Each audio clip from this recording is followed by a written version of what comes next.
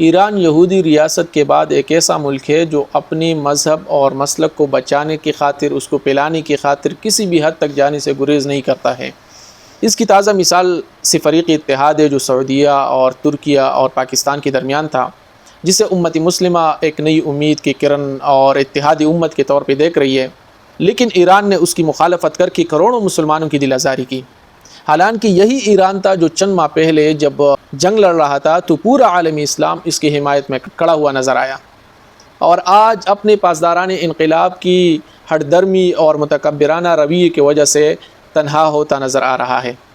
اب پاکستان میں کچھ لوگ ایسے ہیں جو سعودی عرب کی مخالفت اور ایران کی حمایت کرتے نظر آتے ہیں، حالانکہ سعودیہ پاکستان کے 1 کروڑ سے زیادہ لوگوں کو پالتا ہے، کیونکہ وہاں پہ 25 سے 30 لاکھ پاکستانی کام کرتے ہیں جو اپنے ساتھ ساتھ اپنی بیوی بچوں کی کفالت بھی کرتے ہیں۔ اس حساب سے اگر دیکھا جائے تو تقریباً 1.5 کروڑ آبادی ہماری سعودیہ کی معیشت سے، سعودیہ کی ریالوں سے، سعودیہ کے ساتھ وابستہ ہے۔ یعنی اللہ تعالیٰ نے رزق کا جو بندوبست کیا ہوا ہے، رزق کا جو سبب ہے وہ سعودی عرب کو بنایا ہوا ہے۔ اب اگر دیکھا جائے کہ اگر ہم سعودی عرب کی مخالفت کرتے ہیں تو یہ نمک حرامی میں آتا ہے کہ نہیں آتا ہے؟ سعودی عرب ہمیشہ پاکستان کے ساتھ کڑا ہوا نظر آتا ہے، ہمیشہ مشکل وقت میں، مشکل گھڑی میں پاکستان کے شانہ بشانہ کڑے ہو کر نظر آیا ہے۔ دوسری طرف اگر دیکھا جائے تو ایران اس کے مقابلے میں بالکل پاکستان کی مخالف سمت میں یا دشمن کے ساتھ کڑا ہوا نظر آتا ہے۔ اگر 1998 میں سعودیہ پاکستان کی حمایت نہ کرتا تو ہو سکتا ہے پاکستان کے پاس آج ایٹم بم نہ ہوتا، کیونکہ سعودی عرب ہی تھا جس نے پاکستان کے ساتھ اربوں ڈالر کی مدد کر کے پاکستان کے زر مبادلہ ذخائر میں اضافہ کیا۔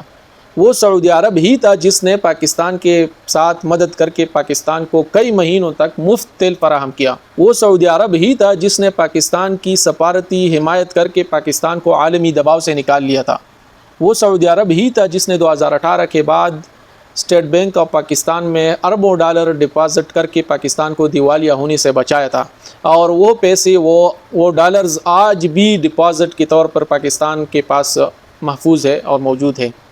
اس کے مقابلے میں ایران نے ہمیں کیا دیا ہے، الٹا جنوری 2024 میں میزائلوں کے ذریعے حملے کر کے اپنی بدنیتی ظاہر کی تھی۔ وہ تو بلا ہو پاکستان کا کہ اس نے ایئر سٹرائک کر کے ان کی جو ہٹ درمی، ان کی خودسری اور ان کا تکبر ملیامیٹ کر کے رکھ دیا۔ اب اگر ان سب باتوں کے باوجود آپ ایران کی حمایت میں سعودیہ کی مخالفت کرتے ہیں تو آپ سب سے بڑے منافق ہیں، آپ سب سے بڑے نمک حرام ہیں، کیونکہ آپ افغانیوں کو بھی یہ طعنے دیتے ہوئی نہیں تکتے ہیں، اور اسی وجہ سے یہ طعنے دیتے ہوئی نہیں تکتے ہیں کہ آپ نے 40 سال پاکستان میں رہ کر پاکستان کا کایا پیا اور اب بھی مخالفت کر رہے ہیں، لہٰذا آپ نمک حرام ہیں۔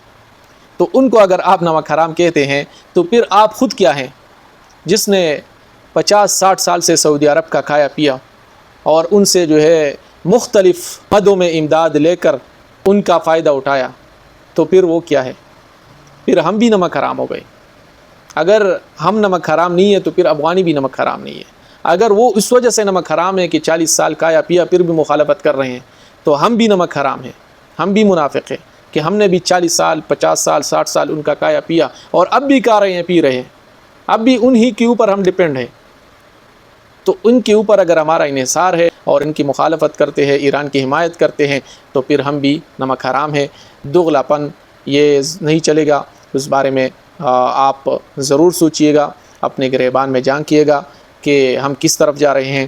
حالانکہ ہمارا مکہ مدینہ، ہمارا روحانی مرکز وہ سعودی عرب میں ہے، ہمارا پیغمبر سعودی عرب میں ہے، بڑے بڑے صحابہ سعودی عرب میں ہے، اہل بیت سعودی عرب میں ہے، اور بڑی بڑی شخصیات بہت سارے عرب ممالک میں ہے۔ اگر پھر بھی ہم ان کی مخالفت کرتے ہیں اور اس کے مقابلے میں کسی اور کی حمایت کرتے ہیں تو یہ ہماری منافقت کو واضح کرتا ہے، یہ ہمارے دغلے پن کو واضح کرتا ہے، یہ ہماری نمک حرامی کو واضح کرتا ہے، یہ ہماری بد مذہبی کو واضح کرتا ہے۔ ہماری جو صحابہ ہے، پیغمبر ہے، اہل بیت ہے، عرب ہے، اور جو قرآن جس زبان میں نازل ہوا ہے، ان سب سے ہٹ کر اور ان کی مخالفت میں ہم جو کر رہے ہیں اس چیز کو یہ واضح کر رہا ہے۔ لہٰذا ان چیزوں سے توبہ کرنی چاہیے کہ ایسا نہ ہو کہ اللہ تعالیٰ ان چیزوں پہ ناراض ہو جائے اور اس ناراضی کی وجہ سے ہم کسی بڑی مصیبت میں نہ پھنس جائے۔ اللہ تعالیٰ ہمیں ان باتوں کی سمجھ کی توفیق عطا فرمائے۔